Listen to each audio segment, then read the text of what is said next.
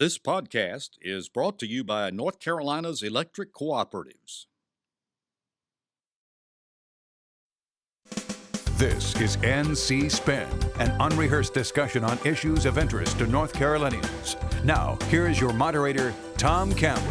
Welcome. You've heard and read the spin the media and the politicians have put on the issues of the day. To get the correct spin on what's going on in North Carolina, let's introduce you to our panel of experts. They include political consultant Brad Crone, Chris Fitzsimon, Executive Director of NC Policy Watch, Syndicated columnist and author John Hood, and from the John Locke Foundation, Becki Gray. Welcome to this Memorial Day edition of NC Spin. And before we begin this show, we want to pay tribute to one of our panelists, Howard Lee, who was recently honored by the Public School Forum with the J. Robinson Legacy and Leadership Award for many years of devotion to education issues in our state. The entire NC Spin family salutes Howard Lee for this well-deserved recognition. Well, on this week's show, we're going to discuss the U.S. Supreme Court's ruling that North Carolina legislators use race as the primary factor in congressional districting. We'll discuss mental health problems and the possibility that as many as 133,000 could lose food stamp eligibility. Plus, as always, we ask the panel to tell us something we don't know. Let's get started. Last week, the U.S. Supreme Court upheld a Court of Appeals ruling that said North Carolina legislators relied too heavily on race when drawing congressional districts, specifically the 1st in the eastern section and the 12th that runs from Greensboro to Charlotte. Becki Gray, in response to the lower court ruling, lawmakers redrew those maps last year and congressional elections were held based on those 2016 maps. Now, is the court saying that these redrawn maps are also unconstitutional? No, the courts don't say anything about these new maps that were drawn. They only deal with the 2011 congressional maps, and you just described exactly what happened with that. But Tom, the thing that may be interesting on this is it may have real implications for the legislative maps that were drawn and that these legislators that are currently serving ran under. Some people are saying that the same criteria was used for these maps that the Supreme Court case just... There were about 6 districts that were in question because of that, and the lower court has ruled that they used race on that. Brad, you say you've heard some rumors floating around. Well, there were wild rumors middle part of the week, Tom, that they were expecting a decision from the Supreme Court any day, and that you could have a process. There are some who are advocating that the judges draw the maps rather than the legislators drawing the maps. So that'll be an interesting dynamic to see if that plays out. We're going to stop letting the prisoners run the... asylum? Yeah. Chris, let's get back to this Supreme Court case. You remember the Voting Rights Act of 1965, and essentially what it said was that we had to create legislative congressional districts such that minorities had a good chance of being able to compete and win those elections. So far as it goes, the Voting Rights Act, provisions of the Voting Rights Act were deleted or eliminated. Are we now no longer to consider race in redistricting? Well, I think we have to consider race. The entire Voting Rights Act has not been eliminated. Just part of it was thrown out by the Supreme Court. This comes down to what role race should play. And by 5-3, the Supreme Court, with Clarence Thomas, by the way, being the 5th vote with the 3 more progressive or liberal members of the court, decided that the original districts, again, these aren't the districts that were redrawn, that were run under in 2016. These are the ones drawn in 2011. The race was used too much in those 2 congressional districts. The question always we've talked about in the show is what is too much? There are a lot of people that believe the Republicans use race to pack Democratic and African-American voters into districts to minimize the chance that they would have influence outside those districts. So the question really the Supreme Court has been wrestling with this whole time is what is the appropriate level of ensuring that African-Americans have a chance to have their voice heard without packing them into districts which dilutes their voting or their power and essentially dilutes it because it becomes all minorities. John, when the legislature redrew those maps in 2016, they claimed they took race out of the equation, although I look at the districts and the composition of them, and I question that. But they said that they instead drew the districts based on political party affiliation. Will that pass the courts? That is what was claimed in both cases. That is what has been claimed about the 12th district 5 or 6 times at this point. I well remember one of the cases that went to the U.S. Supreme Court about the 12th district. At that time, the Republicans were arguing race was taken into account too much. The Democrats were saying, no, we're mostly just doing partisan gerrymandering, and race is just a side effect. They got into trouble, though, because one of the state senators who drew the maps very clearly said, we're taking race into account. It was a fellow named Roy Cooper. He was cited in the Supreme Court decision.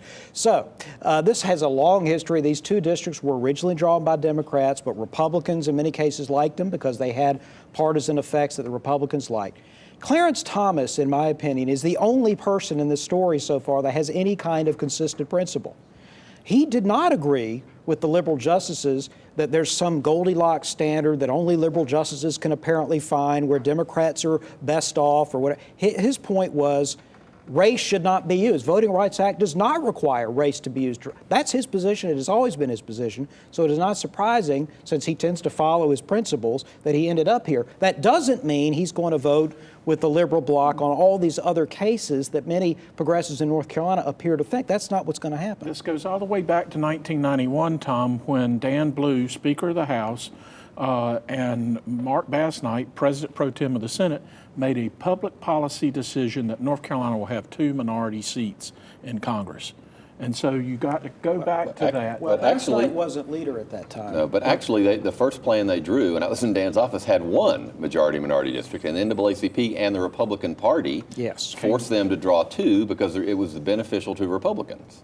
And there was one particular victim of that many of us will remember, Alan Pugh, who was working for the Republican governor at the time. And when the original map came out that the Democrats drew that had a new Republican district, he was planning to be the congressman. Becki, all of this just brings us back to the question of an independent redistricting commission. Is there any evidence whatsoever that leaders in our legislature might be willing finally to go to some sort of an independent redistricting commission? I don't think so, any more than it was when the Democrats were in control. They didn't tend that way either.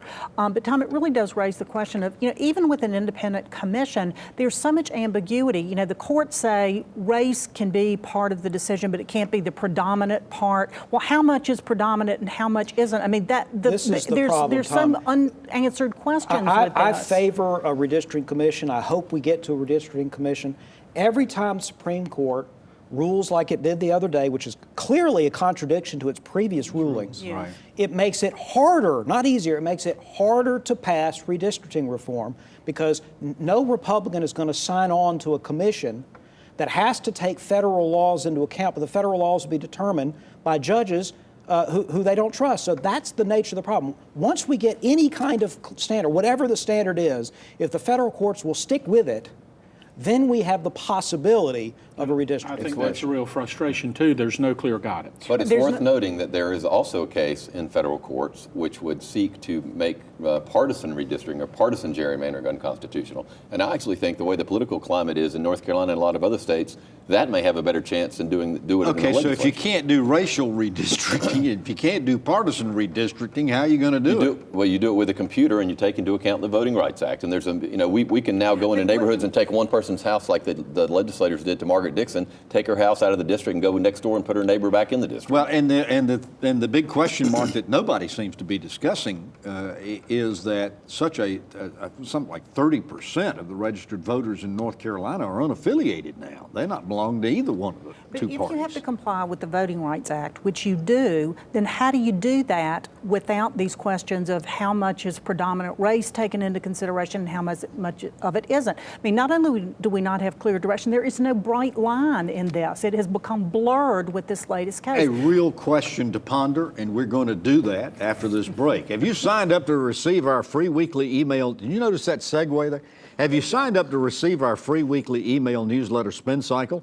It's easy. Just go to our website, ncspin.com, and sign up. And while you're there, you can view the latest NC Spin show, get video footage and perspective pieces not seen anywhere else, and read my weekly column. So get more balanced debate for the Old North State at ncspin.com, NC Spin on Facebook, on YouTube, or on Twitter at NC Spin Tweets. Vacant beds and excessive salaries. That's what we're going to talk about when we come back. NC Spin will return after these messages. North Carolina has over 300,000 government retirees who depend on their pension. Since the 2008 recession, retirees have seen little or no cost of living increase, while inflation has increased more than 14%. Investing in our retirees is good for the economy. Every pension dollar generates more than $2 for your local economy. Tell your local and state elected official it's time to take care of our retirees and fund a cost of living increase. Learn more at ncrgea.com. Every year, North Carolina patients undergo 635,000 same-day surgeries. 72% of these surgeries are performed in our highest-cost hospital facilities, adding as much as $2,000 to every procedure. The state's outdated Certificate of Need law prevents competition from lower-cost, higher-quality same-day surgery centers, inflating healthcare costs and limiting patient choice. Tell state lawmakers it's time to lower healthcare costs now. It's time to make a simple fix to an outdated law, increasing patient choice and lowering healthcare costs now. You can help. Visit reformconnow.com and tell lawmakers it's time for a simple fix to an outdated law. It's time to lower healthcare costs now.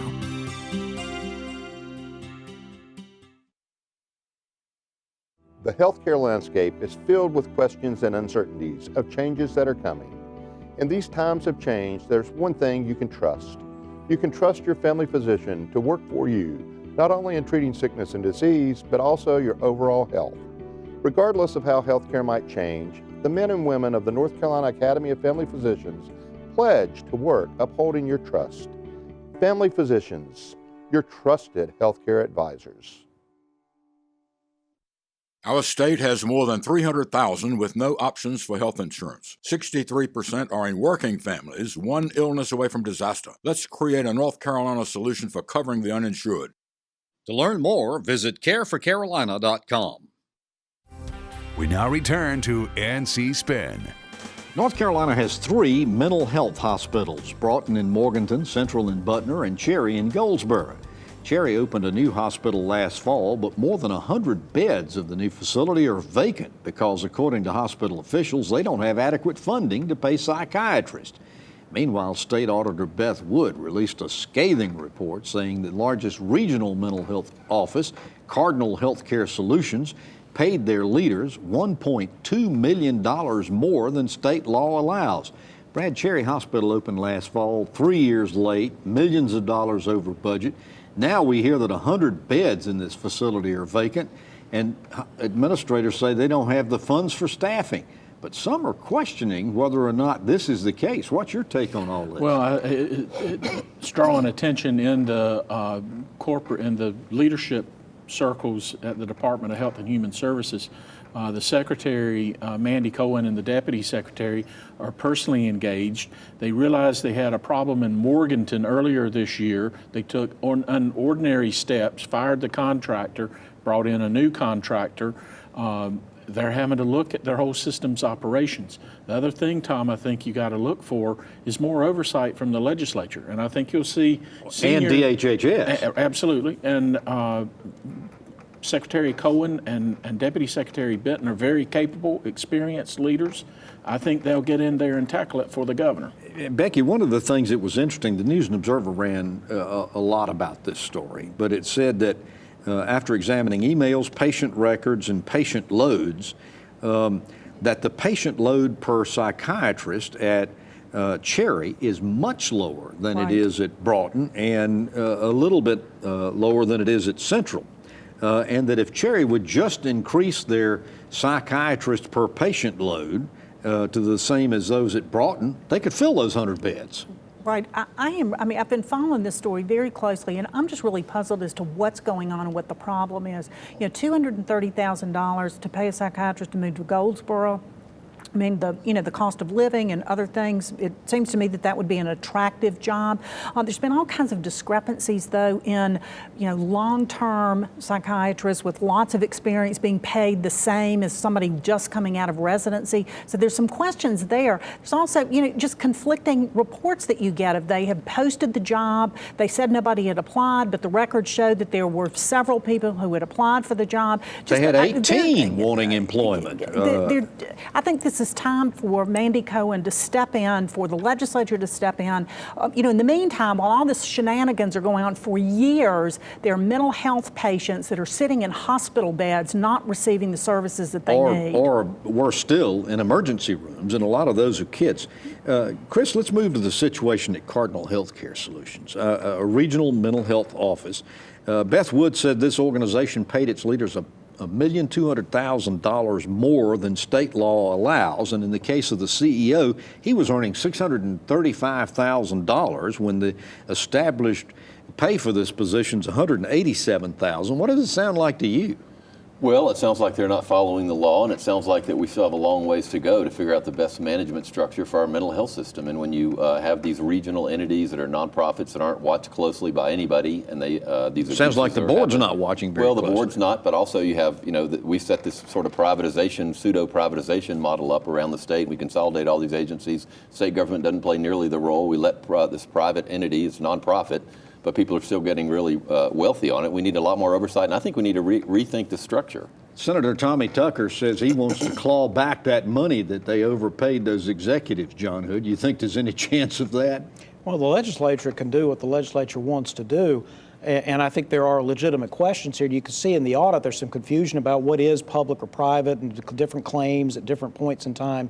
But the main point that our viewers need to know is that even if they hadn't done this, and even if you were to claw the money back, it is a tiny fraction of how much we spend on mental health in North Carolina. So don't expect, well, if we go after these executive salaries, we can expand all these services. The money just doesn't add up to that. But even with the money that we spend in mental health, the results are we have too many mentally ill people in North Carolina who are not getting care. And that is a problem. That is a political story, Tom, and it drives voters crazy. And it goes back, I continue to say, one of the great leaders in the legislature who may take a look at this is Nelson Dollar. He's got a clear-cut record on dealing with Medicaid, appropriations chairman. He has the apparatus to get in there and hold them accountable. We miss Kenneth Royal, who was the Lion of the Senate and a big mental health advocate.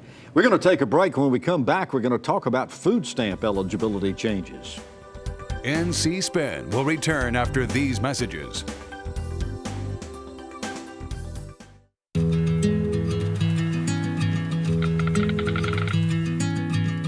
The cost of everything has gone up dramatically over the last 75 years.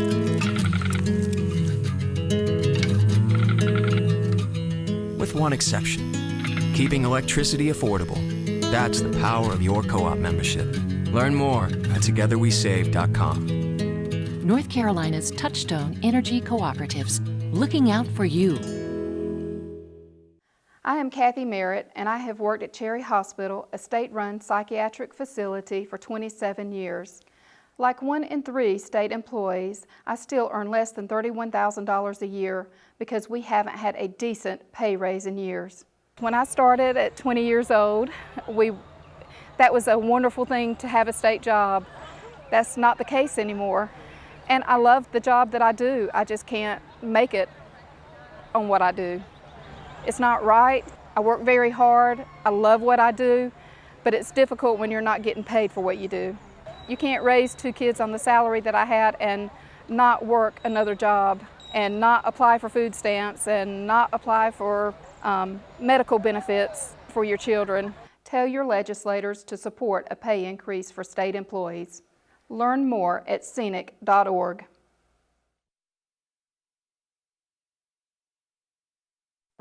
You sleep on concrete till your body get immune to concrete. My mom got my brother and I up and said, come on, we're leaving. I became homeless in the beginning of this year. When I was about 4 or 5 years old, our house caught fire. I used to see my brother. If he see me, he'd turn and go the other direction. We did the only thing that we could think of, and we went to a Salvation Army shelter. You know, we don't have this, like, what's your background look like? We just say, what do you need? I remember the man from the Salvation Army coming down with a box of clothes. The Salvation Army officer bought my brother and I an ice cream cone. Last week, my brother walked up to me, and he just started a conversation. Today I've given my life to the Salvation Army because I remember what somebody did for me, my brother, and my mom over 30 years ago. The Salvation Army for me means hope. Compassion. Family. Support.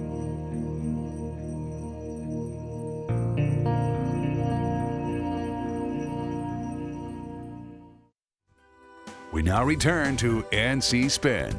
Food stamps, now called the SNAP program, are funded by the federal government but administered by the states. One of the provisions of the budget passed by the Senate recently would change the eligibility for North Carolinians. These changes could eliminate, by some estimates, as many as 133,000 from receiving the aid. John Hill, help us understand the changes in the eligibility made by the Senate. Well, to make a long story short, when the Great Recession occurred, there were a number of changes made to public assistance programs at the federal level and the state level to make it easier for people to qualify. One of them, for example, was lifting the work requirement for getting SNAP, getting food stamps. That's something that was reimposed in North Carolina last year. Another one was to change the eligibility rules so that if you were qualifying for some programs, you would automatically qualify for others, even if applying the standard income and asset test wouldn't make you eligible. That's what the issue is this year regarding SNAP, food stamps, is that there are people who are typically their incomes are above the poverty line, sometimes well above the poverty line, but they're qualified for food stamps because they qualified for something else. This would apply the income and asset test, and some people would lose their eligibility under this plan, but they didn't have it before 2007. I think the question that people are asking is, we've got the same, currently, got the same eligibility standards that 38 other states in the country have. So why did we feel like we needed to, why did the sponsors feel like they needed to change this? Well, that's the real question, actually, is, first of all, I think this is a bad idea. But even if you can defend it, why was it snuck into the budget? This doesn't cost the state a dollar. This is federal money. This is another example of, we should have had a hearing. We should have had all sides come and explain this. Instead, Senator Heiss stuck this in the Senate budget. 133,000 people, 51,000 kids are going to lose food stamp benefits. Maybe people think they don't deserve them. I tend to think that they do. But this is outrageous that we're making these kind of decisions with no discussion at all, passing the budget in the middle of the night. And at some point, we've got to stop running this place like a banana republic and start having open hearings. The Food Bank of Central and Eastern North Carolina, Brad, said that 36% of the households that will lose food assistance have children, 28% include elderly family members, 23% are people with disability. If that's true, and this provision is accepted and adopted, what does it say about our state? Well, it says there's some folks in the legislature who don't mind having people go around hungry. Tom, 1 in 5 children arrive at our schools in North Carolina hungry in the morning. And you would think that some people in the legislature would want to do it based on their Christian moral values, their family values. And this is clearly counter to those values and ethics. But Becki, how's the House going to react to this proposal? As Chris said, it was snuck in sort of in the middle of the night and hidden in the budget. How's the House going to deal with this? We'll see, of course, when they come out with their budget in another week or so, but I'm hearing that the House really agrees with Chris's position in that this ought to be debated, we ought to talk about it, we ought to get more information, really put it in context. And you know, what I think everyone is interested in with this is that those people who need these services, who need that safety net, that it is there for them. And you know, what we need to do is to evaluate these welfare programs periodically and ensure that the people that are receiving the services are the ones who truly need it, so that those who do truly need it have those services available. But you can't do that arbitrarily arbitrarily in the middle of the night. Would you agree? Agreed. Yeah. And I would right. agree. The optics on this are bad, and this is serious enough. And we need to ensure if there are any fraudsters, if there's any problems with this, we need to identify it. It takes a little bit more time. I think more than the concern. optics are bad, but we'll talk about it again, I'm sure. After the break, we're going to ask the panel to tell us something we don't know. NC Spin is brought to you in part by the North Carolina Farm Bureau. The Farm Bureau and Agriculture. We keep North Carolina growing. North Carolina has over 300,000 government retirees who depend on their pension. Since the 2008 recession, retirees have seen little or no cost of living increase, while inflation has increased more than 14%. Investing in our retirees is good for the economy. Every pension dollar generates more than $2 for your local economy. Tell your local and state elected official it's time to take care of our retirees and fund a cost of living increase. Learn more at ncrgea.com. I hear it all the time. Rising health care costs are squeezing North Carolina families. Deductibles continue to climb, prescription drug prices are skyrocketing, medical bills are unknown until they arrive in the mail, and premiums are increasing by double digits. This is decimating family budgets. We should be focused on education and jobs, not EpiPen cost and medical bill errors. We need quality, affordable, and transparent health care for our families. Many of the 300,000 uninsured in our state are volunteer firefighters, farmers, fishermen, and small business owners. Let's create a North Carolina solution for covering the uninsured. To learn more, visit careforcarolina.com. I am Kathy Merritt, and I have worked at Cherry Hospital, a state-run psychiatric facility, for 27 years. Like 1 in 3 state employees, I still earn less than $31,000 a year because we haven't had a decent pay raise in years. When I started at 20 years old, that was a wonderful thing to have a state job. That's not the case anymore. And I love the job that I do. I just can't make it on what I do. It's not right. I work very hard. I love what I do, but it's difficult when you're not getting paid for what you do. You can't raise 2 kids on the salary that I had and not work another job and not apply for food stamps and not apply for medical benefits for your children. Tell your legislators to support a pay increase for state employees. Learn more at scenic.org.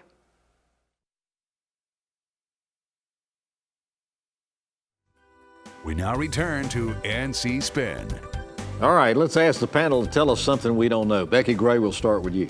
Tom, with all this fighting and gnashing of teeth over the budget, it's important to remember that probably about 95% of the budget is already committed before they even start. By the time you do debt service, education, Medicaid, only about maybe 5% is actually, they have the flexibility to spend with it where they want to. All right, John Hood, tell us something we don't know. Well, sure to guarantee additional NC spin topics. We will see voter ID again, probably very soon. And one of the reasons is that most North Carolinians still favor it. Civitas had a poll out that showed 2/3 of North Carolinians favor voter ID requirements, include photo IDs, majorities of all parties. Chris Fitzsimon, tell us something we don't know. I recently saw Senator Tillis defending why he wasn't having town hall meetings by saying people are too angry and it's better to have electronic town hall meetings. I've actually talked to folks who have called into electronic town hall meetings and didn't make it past the screener. So there's a screener there like a radio talk show. Those people's voices are never heard. And I think Senator Tillis and Senator Burr ought to meet their constituents. Yeah, it's a good device for the company. Absolutely. Maybe not for the people.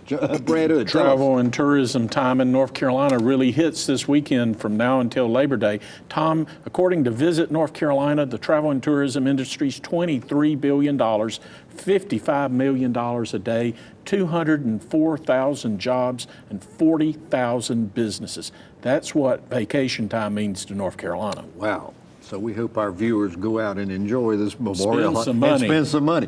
Well, you've heard our spin on the issues of the day. To stay informed all during the week, give your feedback, and read my weekly column, be sure to visit our website, ncspin.com, or catch NC Spin on Facebook. And join us next week when we'll have more balanced debate for the Old North State. Until then, stay informed and watch out for the spin. Join us next week and get the spin on issues facing our state.